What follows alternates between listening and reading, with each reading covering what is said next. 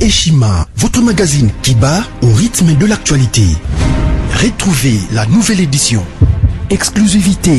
60 ans après l'indépendance, État de droit sous le leadership de Félix Antoine Tshisekedi.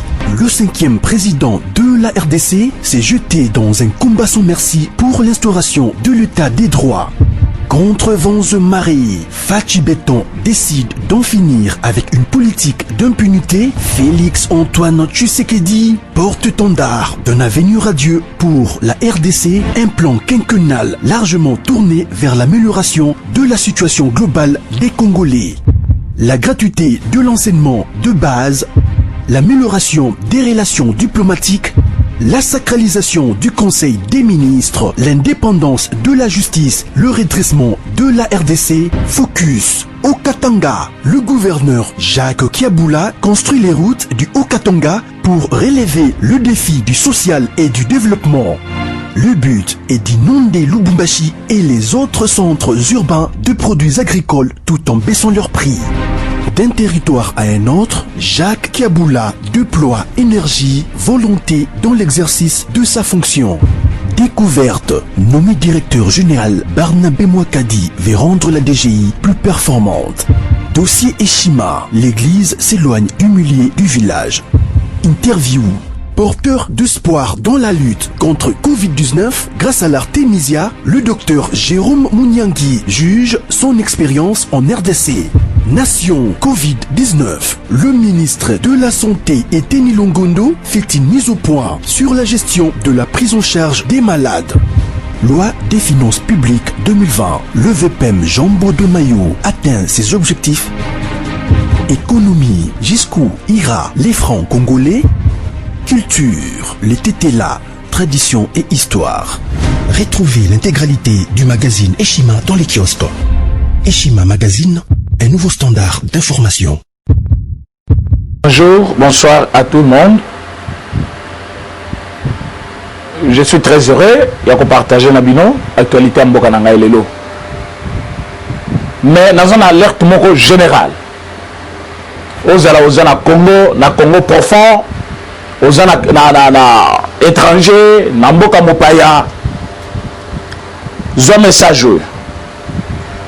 Et ce message à n'importe qui, pourvu que tout soit au courant de ce qui se passe, pour que tout le monde soit précaution. Après, tu as le chef de l'État Boboïté, nous avons fait un message spécial, alerte. Nous avons sur place, nous avons fait un hôtel. Nous avons fait un hôtel. Nous avons fait un minute samedi. Le lundi, nous va continuer les sous-sous, nous avons fait un message. Oza la poto, oza awa, tamboussa message, joie message, tamboussa partout, batubayeba. Hôtel Serena, n'habitez comment ça se prononce, Serena, ils ont à Giseni. Hôtel Wana, Komonango, Serena, ils ont à Kiseni. Bazali kosa la réunion. Réunion na bango, ils ont à un seul point à l'ordre du jour. La déstabilisation, il y a Bukavu, Goma et puis Kalemi. Yokanga bien, comme l'hôtel Serena. Bakol l'hôtel Soba Yokibiso, Soba a besoin d'informations. Nous serons là. Pour que Bayeba, hôtel Nabango et Zali, Kosal et réunion. Bon, Barba, Biso, tu check hôtel Nabiso pour Batouba louer. Bato Bazana Kati, Bakongolais plus Barwandais. Balosa les réunions mixtes. Bino bato bazali ko mona chef de l'État ndé moninga na bino à tout moment chef de l'État tango balobi yangoyo je dénonce bazali na kati réunion depuis samedi réunion zayani la déstabilisation ya Goma Bukavu et puis Kalemi bazali ko récupérer ba jeune garçon mututo aza déjà au-delà de 16 ans 17 ans pour la bawaza minorité 18 ans bazali ko recruter bango de force même bakota musala na bango ya rébellion pour na bango de site où il faut bango basala musala bango ezali na Kalemi place bazo former batou ceux qui va former ba jeune wana ba larguer bango l'honorable Oyo a proposé que non, il faut tous les jeunes passent à la service à Nani, service militaire après Nani. Voilà les informations à notre disposition. Tout Congolais est censé être informé. Et ce Congolais nous choisit l'information, à la salle de service militaire à défendre Mboka. Botambi sa message Oyo, Babengi Biso Bazali sur place. Alors, Bajano Baboy Moussalo, Ebele Bazo Kima. Bazo qui ne se réfugier dans le village moko voisin pour éviter tracasserie na bato bazo kangabango de force.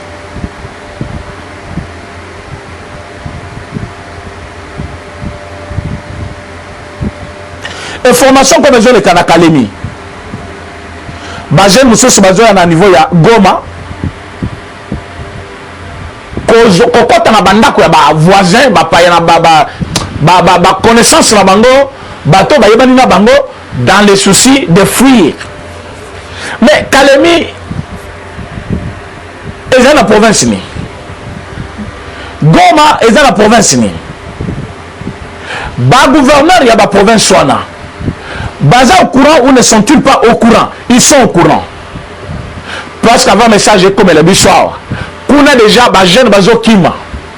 Pour bazo kangabango de force. Et nous, à notre niveau, nous avons déjà envoyé les messages. Nous avons déjà tenu des réunions pour que le message Oyo, to contrecarrer bango, na plan, na bango ya mabe, ya koboma ba Congolais, pour déstabiliser ma province, ma ville, ya minene, afin de détruire l'Est de la République pour que nous soyons tombés sur la tête du chef de l'État. Comme nous sommes au courant, nous allons y travailler avec tous les services de sécurité. Mais bien, en tant que Congolais, vous avez aussi la responsabilité. Il y a coupé ce message Nabatu Nyonso pour que le message va plus s'étamboli. Plus vous allez au courant que non, message Nabiso, Makabtolinto Salabatoubayebi, et puis que l'État puisse trouver maintenant le moyen pour nous défendre parce qu'on a appuyé la population Mobimba. Alors il ne faut pas que on a au message au Bombi. Donc, ce que vous avez la capacité à côté de la vidéo Mobimba, parce que non, parfois président Salaka, Nani Amilaï, la vidéo Amilaï, Kataka parti au Tinga Batubata Lango, parce que tu as besoin de tout à informer. Et ça plan moko diabolique, satanique. Batana Bazalango pour que va déstabiliser Bisso. Comme nous sommes déjà au courant, je vous dis que c'est quelque chose qu'on ne va pas laisser passer. Ça, c'est un grand point que je voulais parler pour les alertes moro général. Aux gens à Poto, aux gens à Congo, Panza Yango partout, Mututu Azwa Yango. Donc, quand ce qu'on a sujet à Bisso Lelo, sujet à Mutu à Uti Poto na coronavirus naye, afin d'akikuna na confinement. Après 6 mois, moi j'ai pensé, parce que 6 mois nandako, Obimakate bali saka yo bameli saka yo, ozola na mbetu ya batu, parfois, Mutu atiki mbetu naye, po yo matana mbetu na olala. Et au sali 6 mois, au commis Mayelete, c'est grave. C'est grave. Si ce M. Fayoulou n'est pas encore intelligent jusqu'au jour d'aujourd'hui, moi, je remets en cause la l'union sur Alubiatanga. Parce que tout ce temps où il y a l'équipe Poto, il a vu comment l'opposition se comporte et comment le pouvoir se comporte. Être opposant, ce n'est pas injurier. Ceux qui montent jusqu'à son âge là, un vieux papa n'a pas qui a pembe déjà. Azo continuer qu'on filme la batte. Azo continuer qu'on le banne n'importe quoi. Donc il n'est pas encore instruit. Ceux qui battent la bande qu'on réplique pour la refingailler. Vous voyez, il ne peut pas tomber plus bas. Il ne fallait pas. Mais ce monsieur est en train de jurer. Azo finga chef de l'État, président chef de l'État. Parce qu'il y a des qualifications à caractère injurieux. Tant que vous allez qu'on le banne moutou. Kazali placebo. Et vous pensez que Aza la famille, Aza la banate, Aza la famille politique. Tous les ressortissants, il y a grand bandundu. Oh ba Kabouli lelo bitendi. Oh yon a zoloba, bo fongo la mato ina bino boyoka. Parce que moi je vous dis que ça ne va pas passer. Ça ne va pas me prendre un mois. Si vous pensez que vous êtes derrière lui, au nom tribal, parce que moi je coopère avec beaucoup de personnes. Tribunaux sont confondus. Ce n'est pas tout le monde qui est derrière Fayoulou. S'il y a un groupe d'individus, on va se réclamer, avec un système de diabolisation, haine tribale,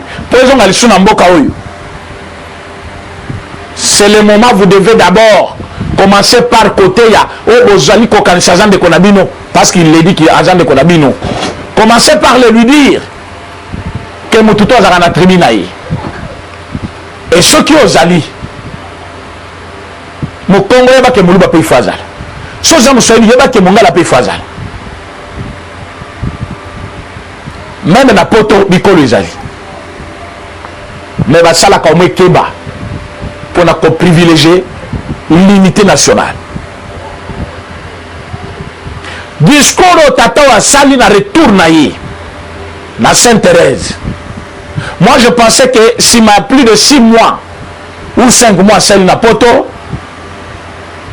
comme il est devenu maintenant politicien, il pouvait imiter les autres. Voir comment l'opposition qui se trouve au niveau des États-Unis se comporte envers Trump. Est-ce que l'opposition n'existe pas aux États-Unis d'Amérique? Est-ce que Bazali d'accord dans Makambo, Donald Trump a ça? Non. Mais ils ont la façon de le dire. Ils ont la façon de dénoncer. Ils ont la manière de communiquer avec la population ou le peuple. Ce monsieur est plongé dans le tribalisme. Plongé dans la haine. Un homme sans cœur. Un opposé du Kolo. Fayoulou, c'est un danger public. Bon, c'est un danger. Si on veut dire Fayoulou au Congo, c'est un danger. Fayoulou, c'est un danger. Il y a un compte de la paix qui n'est pas congolais, il y a un compte de la bango.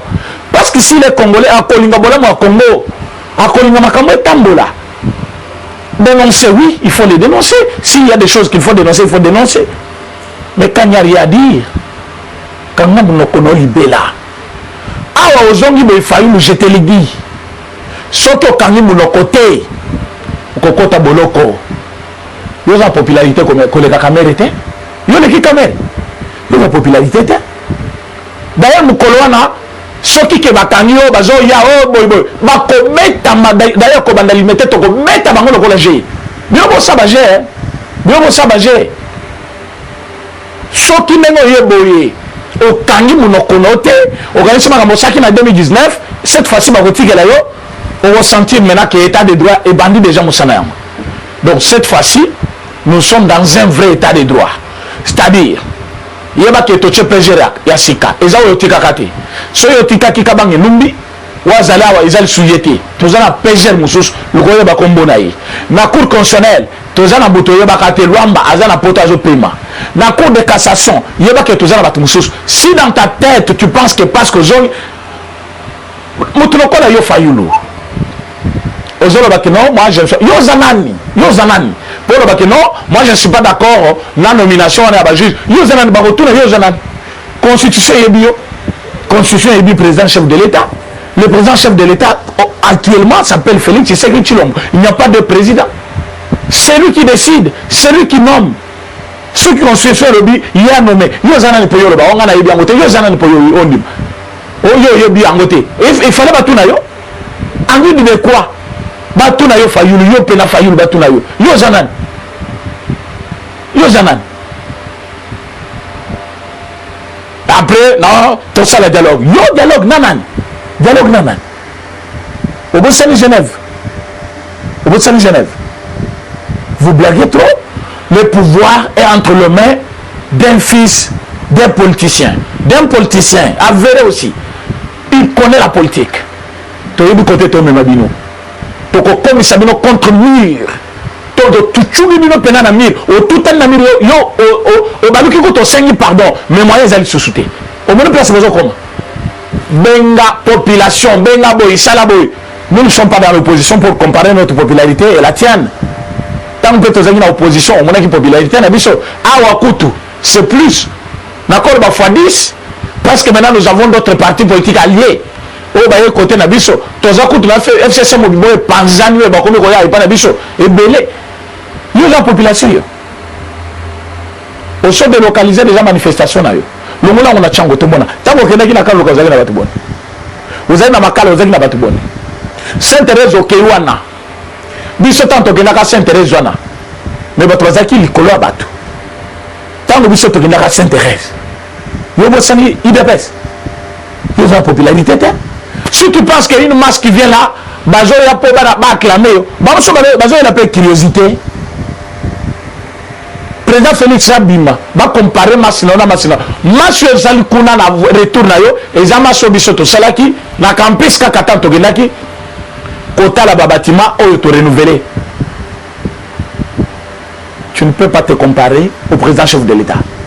Je ne reconnais pas ça à nommer en violation de la loi. Quelle loi que tu connais? Toi, tu connais la loi? Tu étais dans l'Assemblée nationale. Quelle loi? Yo, au Tikala, qu'on fait voter qu'on a. Tu étais dans l'Assemblée nationale. Tu as fait quoi là-bas? Un homme comme toi, qu'est-ce que tu peux apporter dans ce pays comme réforme? Yangobi Soba Namboka Tolubiboy. Tu as contre la réforme na binoana. Fayo le nengo kangam no konayo. Réforme électorale. Et que salement, dans les normes des choses, il y a l'Assemblée nationale pour ça.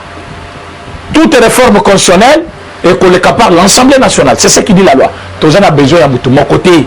Tous en a besoin de mon côté. Aya lisu komani grand c'est l'histoire. Oh a outil poto kona soki kabamba soki nani. O te na ye. Mutu la moka na. OK o sali boule non kona lobi bon ngana zongi mboka tango yo koya ale ko sali sa réforme électorale. Université de Liège. Qu'est-ce qu'on a à voir avec l'université de Liège? La réforme électorale au Congo. Il n'y a pas maths, il n'y a pas maths. Vous devez vous respecter. Il n'y a pas maths. Bisso IDPS et président Félix, disons non. La dialogue, non. La réforme électorale sous format de l'université de Liège. L'université de Liège, ils ont préparé. Vous savez que nous avons fait un confinement, on a un message partout, ils sont préparés, allez comme ça, tant qu'on a 2 jours après, quel forum? Et vous appelez IDPS comme invité, elle peut prendre part. Mais ça ne va pas chez vous, ça ne va pas dans la tête. L'IDPS est un forum, il y a réforme électorale par l'université de Liège. Sobo politique, vous comprenez ça? Nous allons partir avec vous petit à petit, lentement mais sûrement. Ton coach a bien contre mur. Yoko tout le temps na poto zaki bien. Tu avais quand même échappé. Pendant nos zongi boy, aux autres temps la peine en prison, nazolo na yo. Chaque jour ici, monokono anaka ke kobet so film au côté prison. Ngamul na biso déjà. Plus tu vas commencer à dénigrer les chefs de l'État, plus aux autres pousse à mikolo et en prison. Ce que je connais, n'importe quoi envers les chefs de l'État, mais ce Fayoulou, tu vas finir en prison. On ne va pas te laisser faire. On ne va pas te laisser. Le pouvoir, c'est le pouvoir partout. Dans le monde entier, même dans des vieilles démocraties, on ne laisse pas un opposant gérer les chefs de l'État. Tu parles comme il faut parler. Makambo par la gestion en boka, social à Congolais. Il fallait te demander. Tu es quel tu parles. Discours n'a résumé en 3 plans.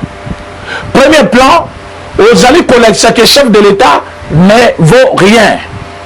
Selon toi. Deuxième point, au lieu opposé Bikolo, un tribal et quota. Troisième point, aux alliés copier le chef de l'État par un dialogue. Ce qui m'a dit, c'est que Mokolongo de Kanazelo Yoka, Fimbo Kozo Yoko Yoka. Aux autres FCCT. Ça qui marche, non? Les locaux les vazawapi. Moka Sanjazawapi. Shadar Zawapi. Et Bongo Tamoran Bazawapi. Mais quand ils n'ont pas fait shit na yo, marche au bango basalaki FCC, c'est ça leur shit. Vous voulez qu'on vous dise quoi? Bisoto a un monopole.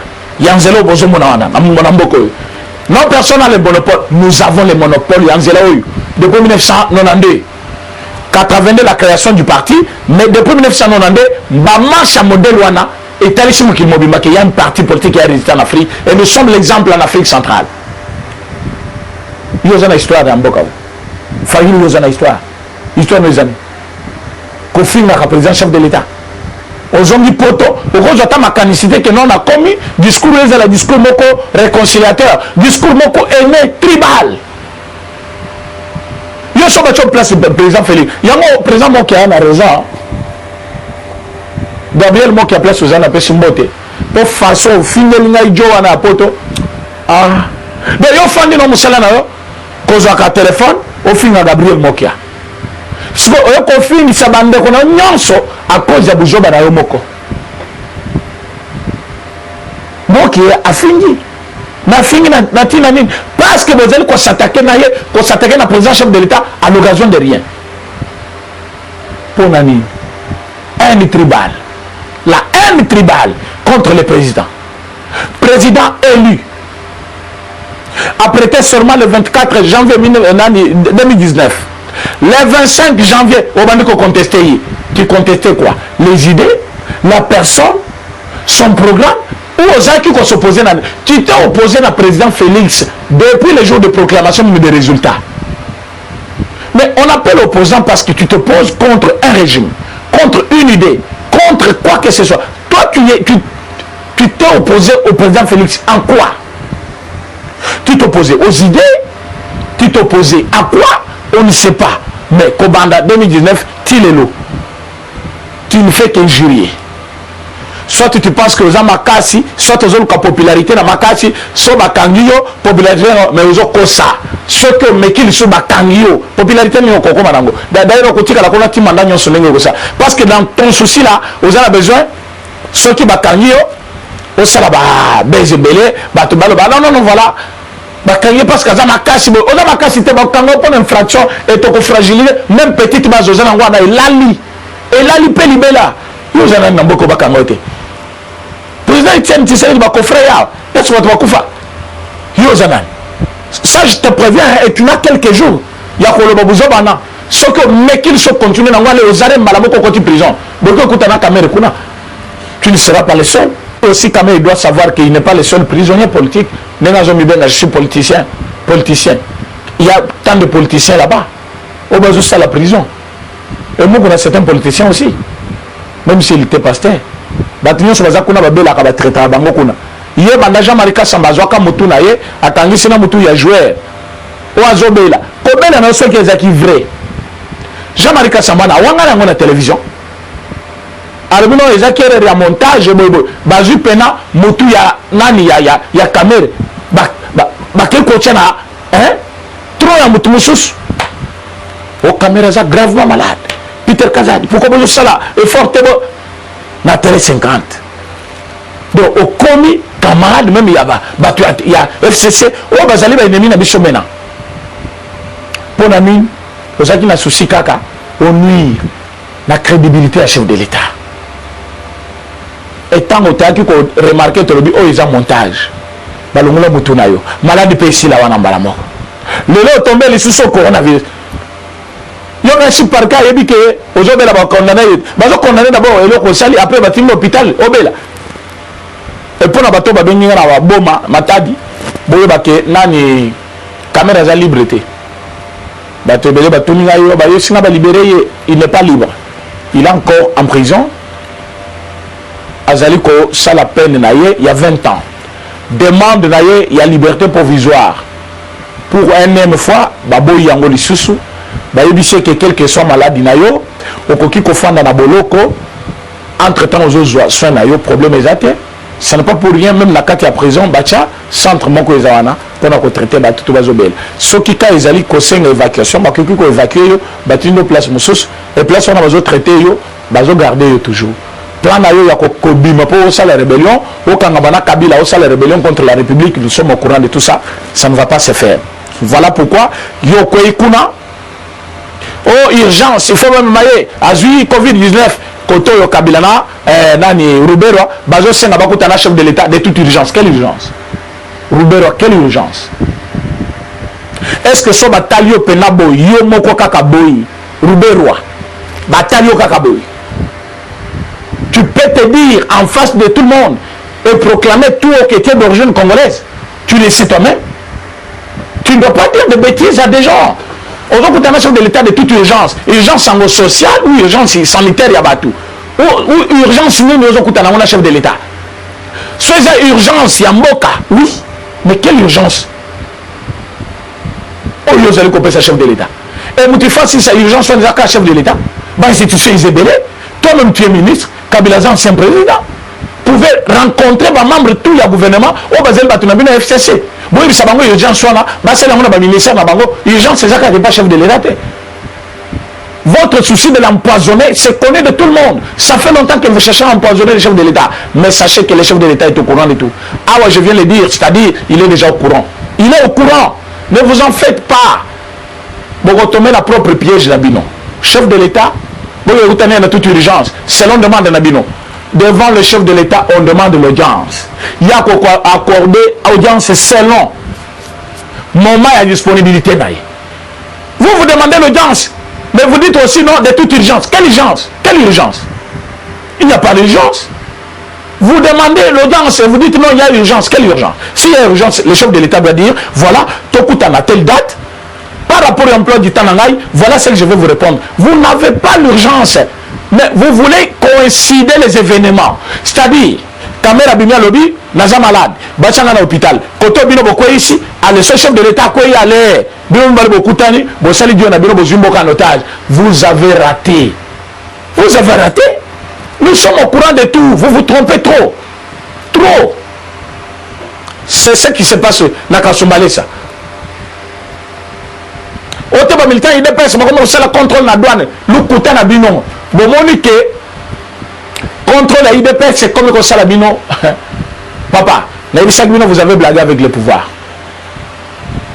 Le contrôle que l'UDPS est en train de faire, c'est plus que la mer. C'est plus que la mer. Maintenant, contrôle les militaires et l'UDPS, n'a qu'à soumbler ça. Moyen Kalemi et Kotissa, Bateni et Zate. Moyen Mindouke et Kote Zate. Les trois gouverneurs de Bakutani, Kiaboula, Mouyej et Nani, Oyo, Nani, Zoé. Basali Dieu Nabango, Réunion Boutou. UDPS au courant. Na tongo batindi batu na bango na douane bakoti batu ya IDPS na développer l'isolo été na yebo to ça d'abord avant de développer yam batu ya IDPS abandi mouvement ote batu ya IDPS batongo ki bango sala bo comme influencer même autorité à partir à on niveau Kinshasa botika makambo bo sala ba militant ya IDPS bazali d'un commun d'accord ya ko servir chef de l'État partout ils sont ils font un bon travail. Moussala Bango ko éveiller conscience, ko contrôler qu'est-ce qui va, qu'est-ce qui ne va pas. Bon monique non, baza vigilant. Ba bino bolobaki non, awa tozana est de la République, ba militant IDPS mingi baza ba kasayen kuna, ba fande pana bango kuna, biso to linya wate, lukuta na bino. Tout Congolais est libre sur tous les territoires nationaux. Place-toi linya fanda akofanda. Maintenant vous avez compris que dans le niveau ya Kasumbalesa, ils vous ont fait du mal. Moi, ma plan na bino tout satanique et les Kézal sous-souté. Maintenant, bango bazui, possession à la frontière. Mais quand tu n'as pas l'armée, non? Vous ne savez pas pourquoi. Vous avez cassons. Bateau toti en armée. Vous évitez pourquoi? Frontière, on a beau sakana, on a sakana. Frontière, vous allez sécuriser. Mo cannabis au Congo et couper sa leçon à Mokil Mobimba. Vous vous trompez. Et vous avez quitté cible. Ce cible n'a pas déjà présent chef de l'État, vous vous trompez. Bolu kabato boko salabilo wana. Yé na prison, bino libanda, bo sangani. Bobobi batu na présidence, bo silisi. Tant aux unis bino mesure. Lelo bobo malisu soute. Comme bobo malisu soute, alors comme ko le kaye moko. Boko isaïe. Mais c'est tard. Lelo eza au côté réunion na buto aussi à la minute. Bâtiment le message, nous savons déjà tout ce que tu prépares. Nous avons les miens autres. Donc, ne vous attendez à rien. Ne vous attendez à rien. Vous devez rester calme. Place Bozali Boyeba, qui est chef de l'État, travaille. Il fait tout pour vous mettre à l'aise. Vous mettre à l'aise, c'est faire quoi? C'est grâce au président Félix. Oh, toi, Zali Kocha Tembe. Comme ça, Fandi Libanda par rapport à Yamakasi Naye. Botouna Kabila Kabila s'attendait à quoi? Aujourd'hui il est libre. À comme coûte qu'on complotait contre le chef de l'État. Grâce à ça qui a balousi Yango. Le chef de l'État maintenant a eu décision. Le chef de l'État a eu décision. Le Le chef de l'État a pris une décision. Fini pour le FCC. Fini. Fini. Fini pour le FCC. Le chef de l'État a pris une décision. Fini pour vous. Je le dis. Fini. D'ici là, vous verrez ce qui va se passer. Puis c'est peut-être un secrétaire. Bokoti kuna bokoti bakhenyo butu butu. Autant que on a congé parlementaire. Voilà autre salle. On y a ce qui na réunion na binouane. Biso peut se toyeb. Tant boko ya boko trouver disposition mosos. Bino libongo tulu. Boko le la mai na miso bini. Boko le la. Oyo bazana sagesse, c'est le moment. Bayebela. Soit vous venez côté na biso bosengi clémence. Ce peuple a limbisi bino ça va. Ce peuple a boyi bokoti boloko. Mais peuple na ko limbisa bino. Peuple oyo. O bonyoko li pendant mbula na mbula. Bozangi si maina courant, bozangi si koten sabana classe, bozangi si kobota, bozangi si kobala. Peuple botimi na kinumba oyo. Ba jeune na ba fille, ba jeune garçon na ba fille, bazo ko kalisus te kobala. Vi mobimba bato zo tourner au rond. Mutona bana 5 4 zo foutre na studio. Bato bala na ba boutique, bato bala na ba je ne sais pas expliquer comment les gens vivent dans cette vie de classe. À cause du régime d'Abin. Mais motoyer, à ce peu espoir dans le peuple, bino boya ko tia moboul, peuple ko talinga ki ko to non non non. Tu as ko des changements. Comme changement yé, to tia ba mo penser to soutenir le chef de l'État. Maintenant peuple azo mona, bon comme ko attaquer chef de l'État wana. La tête me fait un peu mal. Je ne veux pas continuer. Pour comprendre ce qui se passe que bosuki na bino ningi bozawana. Zamba lola amona bino place bozali. Bino bato boza motema babe esprit mabe contre chef de l'État bolobe bikala bueno oyo bazali bandoki ba rwandais bino bato bozo koloka biso butu butu bolobe bikala bueno soki lelo bo changer te bo bongoli motema te bo mona place to suka na bino nzamba lola za témoin a dit que le président Félix fait un bon travail, il a la volonté d'aider ce peuple. On a besoin de changer na bango. Par contre, on a plus de 243, 84, 43, 68, 919. Ba émission iso koba, on a Sangwa Congo, na lokito Congo en direct. Bolanda biso bo s'abonner massivement. Tokozana bino à tout moment. Batunyo so bazana no abonné na lokito Congo, baya, batunyo so baya pour que mboka na biso eke musika vraiment. Merci na bino nyonso balanda ka biso. Bato bazaka pembe na biso. Merci à vous tous. Merci.